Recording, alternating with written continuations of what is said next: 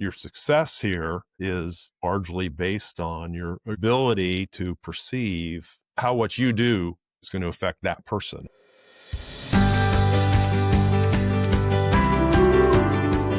Welcome to Life from Within. I'm your host, Kelly Dwyer. Today's guest is Bill Nolan. When you look at Bill on paper, you see a successful labor and employment lawyer, the founding managing partner of Barnes and Thornburg's Columbus, Ohio office, and even a former mayor who has literally married people. What you don't see is the risk of leaving a really good job to build something from scratch in 2009, the discouraging moments when no one remembered there was an Ohio office, or the identity shift of handing the reins to the next leader. In this conversation, Bill and I talk about the persistence that is not flashy, the quiet craft of developing people, and how to keep taking the next right step even when the path is unclear. My hope is that you hear his story and it helps you to feel a little more patient and a little more confident about the long game that you're playing. Today's guest is Bill Nolan. He's an employment lawyer at Barnes and Thornburg in Columbus, Ohio. And he was the founding managing partner for this office. And he spent 15 years growing this office in this new market for this national law firm. Bill is known for helping clients get clear in difficult situations, so high complexity. He helps them make sound strategic decisions. He's also been deeply involved in leadership roles across the legal and local community, including chairing the Ohio State Bar Association's Labor and Employment section and serving as Mayor of Powell. Welcome, Bill. Thank you. So glad you're here with us today. Yeah, looking forward to it. Now, you and I have known each other for a while now, and you say that the question you get the most is people ask you about being mayor of Powell. What was the most unusual thing that happened when you were mayor, or the most remarkable thing? Gosh, Powell was a bedroom community, a little bit outside Columbus. So most of the issues were development related, right? It was building and neighborhoods. So I remember you would have residents be very emotional sometimes. Obviously, I'll leave out the names, but I remember situations where you'd have very heated meetings and you're just trying to sort of manage that. And not every time, but you would have some people be very strong reactions because they care what's in their backyard. And frankly, that's how I got involved, what was being built in our backyard in our first house in Powell. I went to these meetings and I sort of thought, I can do this. And so that's how I ended up running for council and then mayor. And you do realize over time, I was pretty young, that if you want to control what's behind you, you actually have to buy that property. Oh, right. And of course there are rules and such, but yeah, you're never happy with it. It's a nice community. that's great. Interesting training for being a leader where Absolutely. it's hard to please everyone. Yeah, There's always going to be someone who's not happy with a decision. it is. I wasn't thinking of it in those terms. I mean, that's how I got involved. And it certainly, I think, communicates to people that you're a leader. And as you said, I've got the standard law firm bio, and nobody ever says anything about the bio except you were the mayor of Powell. Nothing about practicing law for 36 years or any of that stuff. So it's kind of funny. And I do have to mention, by the way, I also, in Ohio, maybe other places, the mayor is empowered by statute to marry people. So I've performed 10 weddings. Very good. I'd be interested to know how many of them are still intact. I don't think most people grow up thinking, I'm going to get married by the mayor of Powell. So, Right. yeah. Well, if statistics are to be believed, what, 5 would be, 6 would be, 4 would be? Right. Around. I suspect I'm below average on that. Oh, come on.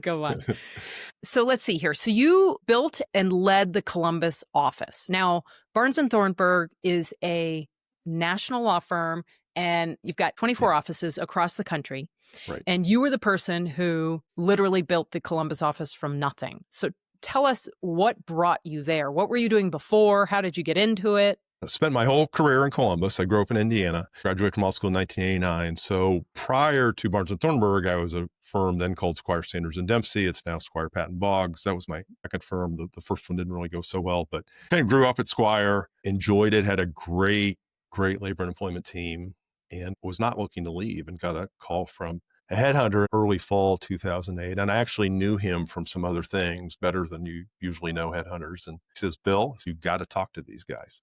And I was like, okay, I'll talk to them. And it took me a long time to get there. In fact, there are still a few people that make fun of me for that. It's just because I frankly was so happy with the group I was with at Squire. Could just tell in the process that these guys, and I use guys to Yes, yeah, non-gender yeah, yeah. specific, right? Yeah. They just did business a certain way with a little more discipline, a little more rigor than law firms are known to do. And so you saw an opportunity. Well, I mean, that's a big risk. When you're happy where you are and nothing's really obviously wrong, Right? making a change feels, I think, even more risky at times, right?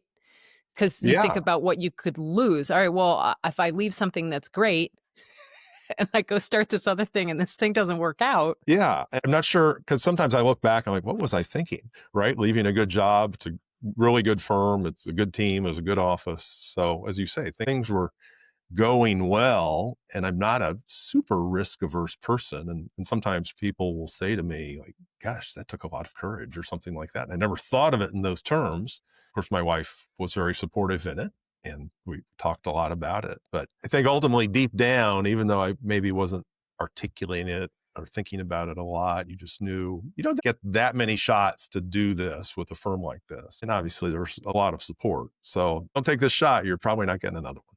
Yeah, so you were moving towards something rather than Right. moving away from something. Definitely. Yeah. Yeah, and you said part of what appealed to you was the rigor and the discipline in the way that the firm was operating. What about this idea of being an entrepreneur? Had you ever thought of yourself that way? I'm not sure that I'd thought of myself that way. I probably was a little bit and a little bit of a builder. I mean, it sounds trivial. My brother's older than me, a lot older, but we started a lawn care business when I was in high school. So that was my summer job. I don't know, 3 or 4 years. And actually, that lawn care business still exists. No So way. I do not participate. That was my brother's profession in Indiana. So there's that. And Powell certainly in early growth stages when I was doing that. Really at Squire, in retrospect, when I talk about this labor team in Columbus, and there were other partners, but I think it's fair to say that I had a significant role in building that to what it was. I think often doing these building kinds of things, even if I wasn't thinking that out loud about myself, that I was an entrepreneur or a builder. So Yeah. You made this transition. Describe what that was like. What was hard in the beginning? What was easy in the beginning? I don't know that anything was easy, which isn't to say it was terrible because it wasn't. And I had a couple of folks, one associate, one legal secretary came with me shortly after from Squire, and that was obviously great. Certainly had some people in the firm who were super supportive, but it's a new experience for most people in the firm. So I think we said earlier, 24 offices. We're office number 9 and opened a week after office number 8. So we opened 4 offices in 2009, which you'll recall was not the best economy. In retrospect, it was great. We like to say playing offense when others were playing defense, which is true. 2009 is really viewed as the beginning of the growth trajectory that we've been on since. So very large percentage of the law firm are people who grew up in what was really the largest firm in Indiana with a couple other offices. That was the identity. Speaking of courage, it took a lot of courage for these Indiana people to say, hey, we're going to make this firm where we're not in control anymore. At the same time, it took a lot of time and a lot of effort and a lot of visits to other places before people internalize that, oh, we've got an Ohio office and we need, when we're sitting with our clients in Indianapolis or other places, to be thinking about the opportunities there and that sort of thing. And that just takes time. And of course, early on, we don't really have the same capacity to handle some of those things. Whereas now, we've got however many litigators here, and the flow of litigation for clients based in other offices is just way beyond what it would have been then. It's a lot of work to get to that. You mentioned it took a while to get people to remember, oh, we have this office in Ohio. So it was like you had to socialize them and train them to remember. So how did you do that? You were essentially being an intrapreneur within the firm and Right. an entrepreneur within the Columbus community. Right. Tell us a little bit more about the tactics, the strategy, your Yeah. mindset. This is a little bit of a theme with me. I mean, I'm not sure I had it written down. Yeah. Okay, this is mission, vision, or vision, mission, strategy, tactics. Don't say no. Take every call, return every call fast. Be watching for cases in Ohio. I mean, we had a list of firm clients that did business in Ohio. And of course, as you're here, you kind of learn what the firm clients are and reach out to your partners and ask about those. Hey, do you think your client needs help on this case filed in Dayton? The batting average is not high on those because those clients at that point probably have a firm in Ohio, right? Who's not us Yeah. because we Yeah. weren't in Ohio. But every now and then you hit one of those. So it's just repetition. And I'm a big believer in the power of a million little things adding up to something big. So you just do a million little things. Okay, so no big strategic plan. Well, how did you keep yourself on track from day to day? It's just sort of, I think, my nature to what is next in front of you, right? And that's kind of what I do. So, Mhm. and I think I've had a good general sense of down the road, but I don't often sort of write down mission, vision, that kind of stuff that a lot of people do. I know that's good for some people. And you have some level of faith, of course, too. And I don't mean that in a spiritual sense, but just belief that it's going to work and you've got good people with you. Wasn't a lot, but they were doing everything we could do. We opened in April of 2009. We had a open house late November, December 2009. And it was a big party for an office with 3 lawyers, and in part people we knew, but in part lots of people in the firm making their contacts, had significant management committee presence. And also at that, we're recruiting who became our second partner. As I say, a lot of support and people in the market. I mean, Columbus is a great town. The economy's doing very well, good places to be and good growth and that sort of thing. But it's an interesting legal market. It's a great place to practice, very collegial, very collaborative, but I wouldn't say a highly innovative legal market. And that's not critical of anybody. I just don't think it tends to be. So I think there was a lot of curiosity too. So at that first open house, you'd have lawyers from other firms. So we invited, of course. They didn't just walk in. They crashed the party. That's right. We probably would have let them. I think that was good too, because we were doing something a little bit different. People wanted to see it. So if you think about yourself, Bill today Yeah. versus the Bill in 2009, how are you different as a person other than, all the things that come with getting older every year, right? Right. Yeah. my knees are creakier in the morning. That's probably not what you meant. No. I think over time, like I have an independent streak, certainly. And in some ways that's good. I think this firm, it is entrepreneurial and does encourage partners to try and innovate and reward that and that sort of thing. At the same time, you're operating within a structure, of course. You can't spend 36 years like I have in big law firms and be too super independent. And I think I've probably just gotten better at striking that balance, better at identifying what's important, had lots of help on these things, of course, better at being patient. We need to be patient, being persistent when you need to be persistent. So just wisdom maybe would be a good overarching theme. You said 2 specific things, being patient when you need to be patient and being persistent when you need to be persistent. Tell us more about how do you know when it's time to be patient? And how are you better at being patient than you were before? What does that look like? Part of it's experience, right? And I know the firm really well, extremely well at this point. Yeah. And so it's just identifying what's important, what's achievable, talking to people.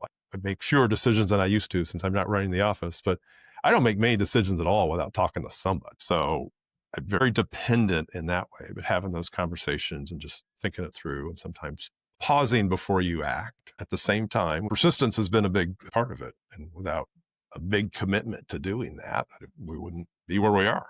You don't make many decisions without talking to people first, at least one person first. Was that different when you were first starting the firm? Were you guns a-blazing and trying to make decisions without getting buy-in or bringing people along? Maybe over time, I've just gotten more resources for doing that. I had some terrific people that came with me, or at least right after. They can't come with you because partners can't solicit people who are not partners before you leave. And I didn't, but came shortly after with me. And those were great resources. Again, my wife can't run client stuff by her for privilege reasons, but a good resource on business stuff, but also just learned both within the organization and otherwise, okay, what works, what's important, what's achievable. And when it's not, that's okay.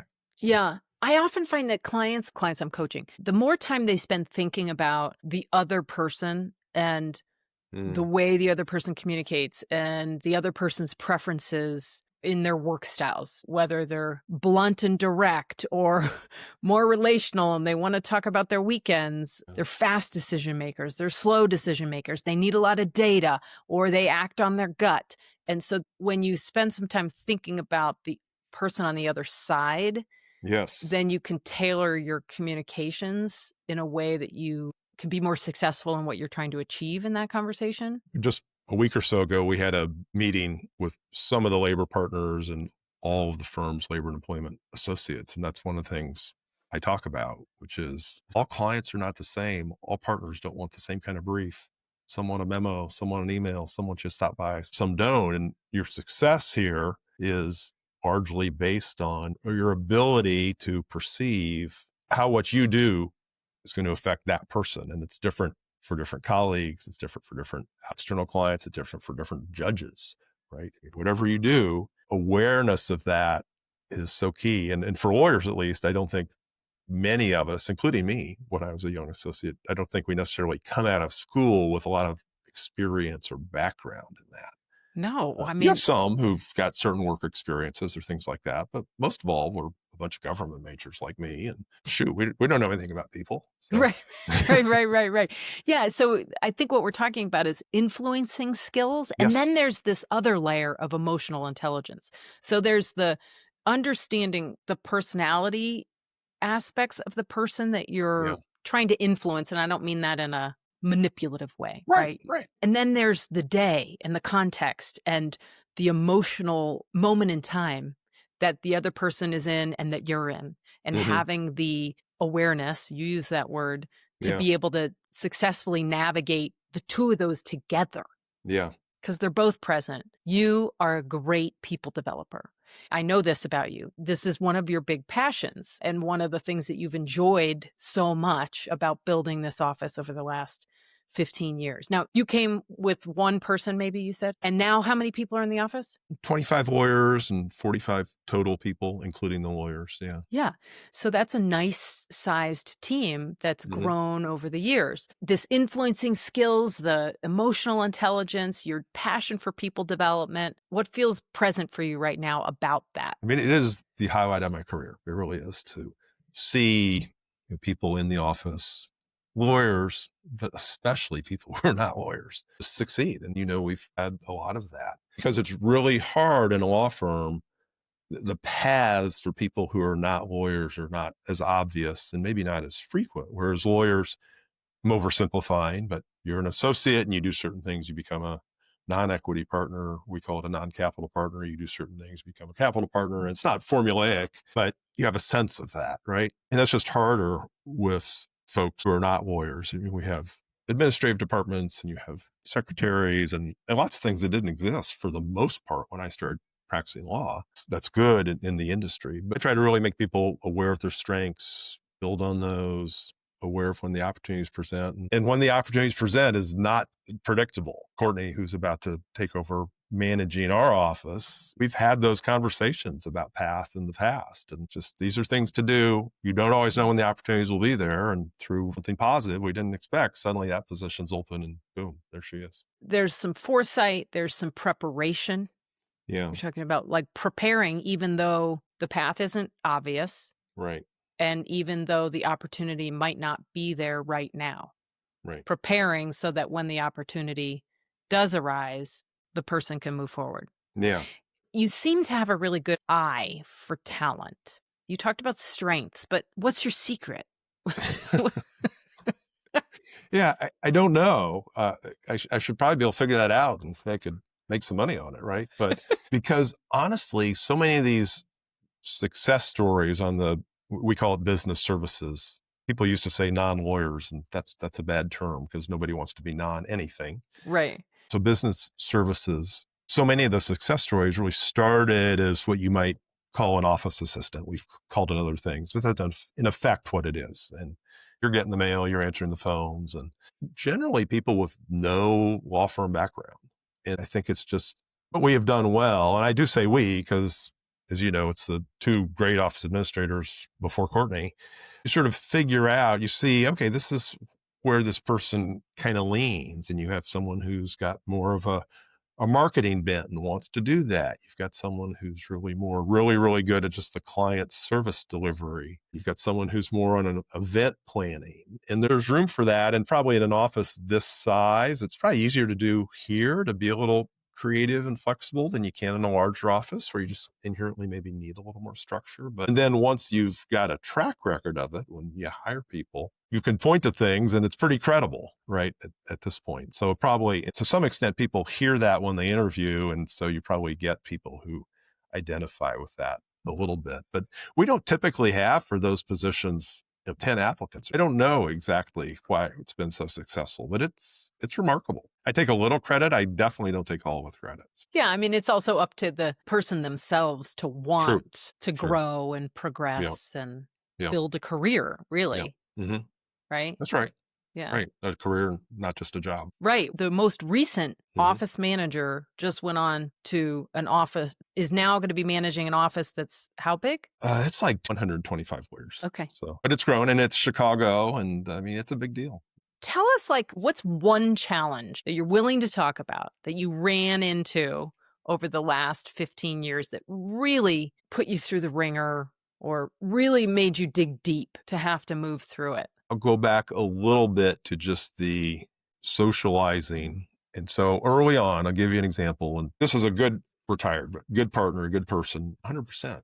But I am a block away from the Columbus office and he's having lunch with a client. Had no idea he was in town. And those kinds of things, which are not intentional, they're not, as I say, there's no ill will behind it. These are good colleagues. That's very discouraging. When you're trying to build an office. I'm trying to build an office because, Yeah. I mean, maybe it's not appropriate for me to be at that lunch, but to have introduction, just to see people from other offices is very uplifting to, when you got 3 or 4 people working in the office and you're starting out. So, I mean, that's really the biggest. It never happens anymore. And it didn't happen a lot, but you have sort of a handful of things in that category, which are deflating.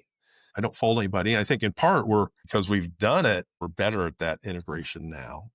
Yeah. So in that moment, you realized that happened.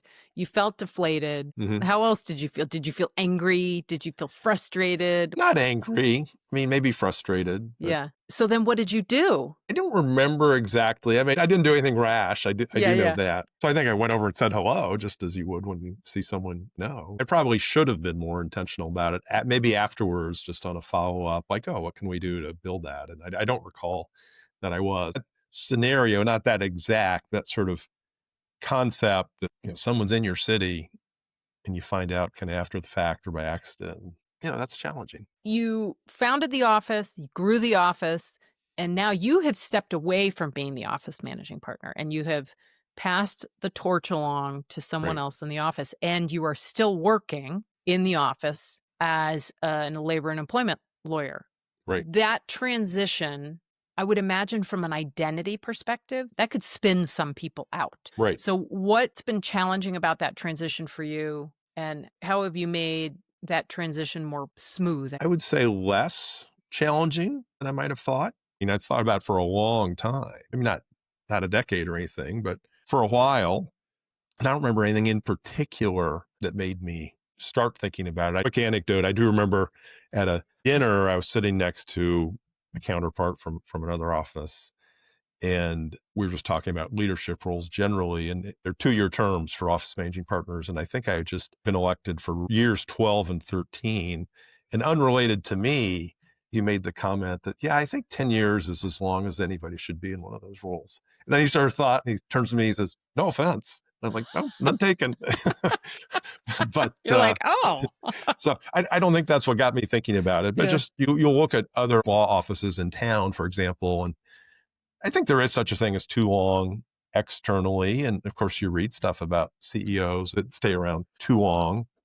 And so, I just spent a lot of time, I think, thinking about it and how I was going to work. My successor was someone I go way back with and was a natural pick. We had this sort of strong office administration and one at the time who I think was very good at sort of getting me to be a little less into the weeds than I needed to be, which was positive, certainly. So number one is just planning for it, and it was very smooth and expected, and socializing that because it does become your identity internally and externally, professionally.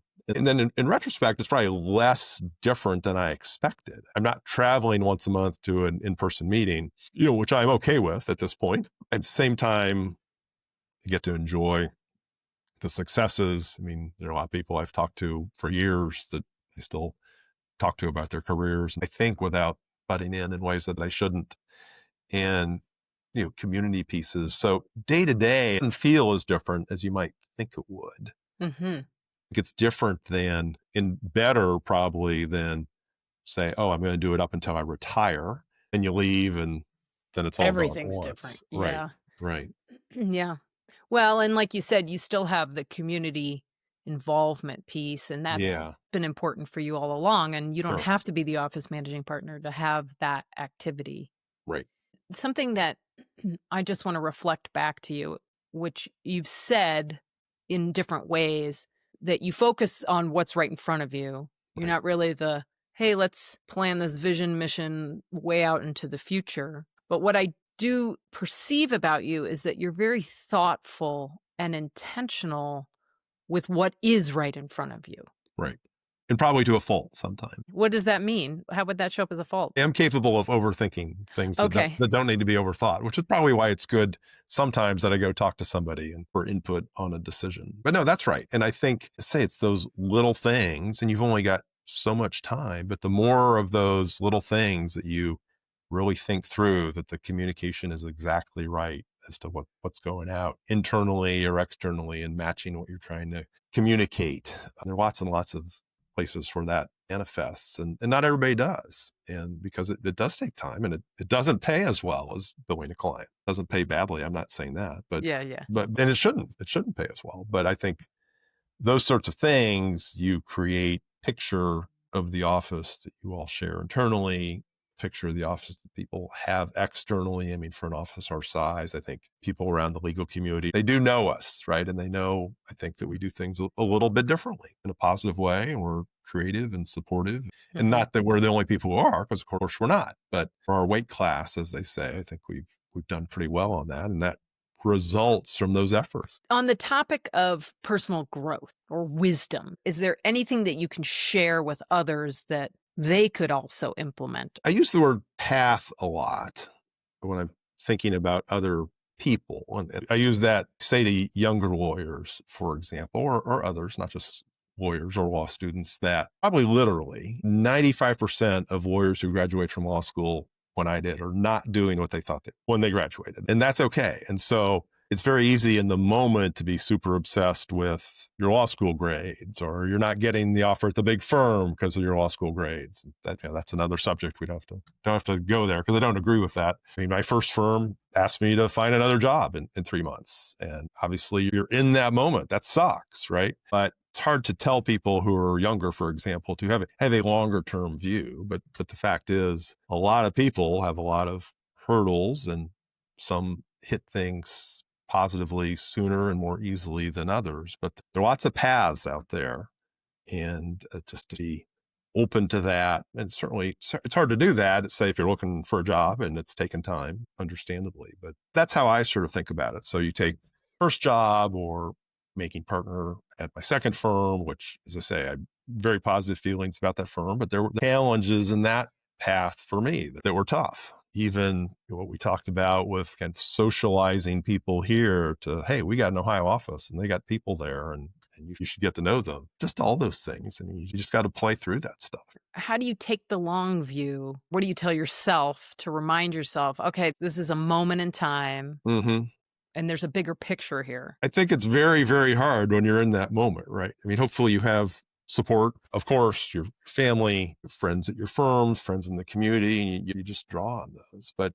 I certainly don't think to anybody, oh, you should be taking the long view while you're in this crappy moment. Hopefully it's encouraging at least a little bit. And frankly, it's encouraging to people if I tell them, the result of my first job, you can do this. What hasn't been said yet? What feels like it still wants to be said? I feel very fortunate and where I am, and really to have had great colleagues at all three firms. And a lot of what I've done, I feel like, has been not super planned out, but ultimately a good decision. So I Chose my college sort of on a gut feel. That worked out well. Chose Columbus, really. We just like Columbus. I think it's been a great place for us to be. Do the Barnes and Thornburg move when things were going well where I was. So a lot of things have worked out, and I know it's tough out there for a lot of people. So very fortunate, really. So what's next for you? How would you describe that? Figuring that out a little bit, Yeah. certainly trying to do more client work. And I often say I tend to have more ideas than I can effectively execute. So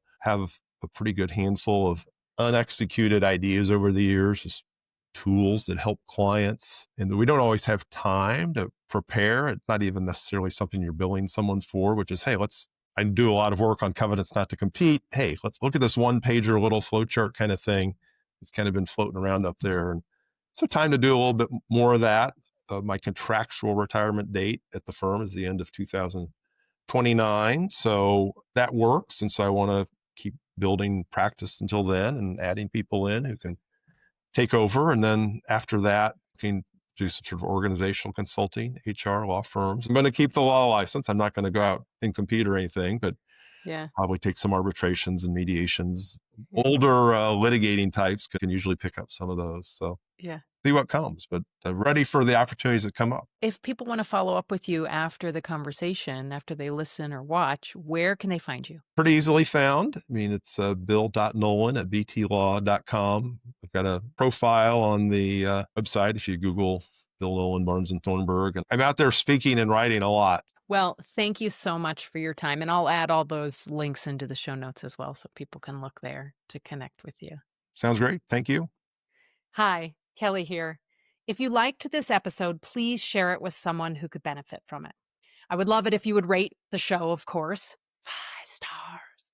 What would make a real difference, though, is if you leave a review sharing what you like about the show and what you want to see in future episodes. I do want to hear from you. Thanks for tuning in. Your time is precious, and I feel a lot of gratitude that you're choosing to share some of it with me. Catch you next time on Life from Within.